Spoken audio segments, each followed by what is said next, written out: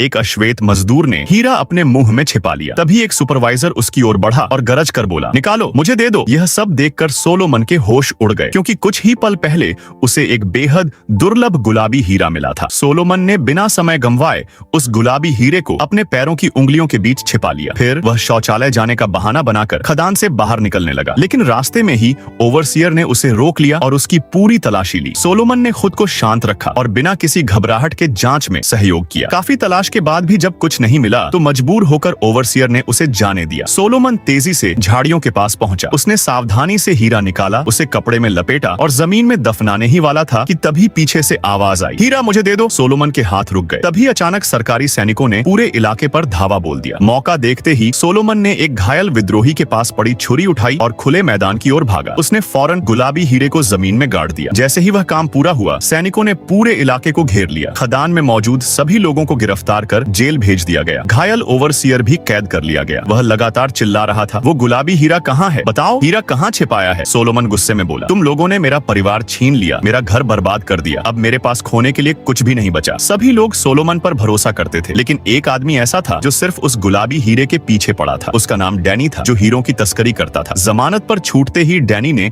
अपने साथियों से सोलोमन की भी जमानत करवा दी। बदले में सोलोमन ने वादा किया कि वह उसे गुलाबी हीरे तक ले जाएगा, लेकिन उसकी पहली शर्त थी अपने परिवार को ढूंढना। दोनों पत्रकारों का भेष बनाकर अफ्रीका के दूसरे सबसे बड़े शरणार्थी शिविर पहुंचे। वहां सोलोमन की मुलाकात अपनी पत्नी और बेटी से हुई, लेकिन उसका बेटा विद्रोहियों के कब्जे में था।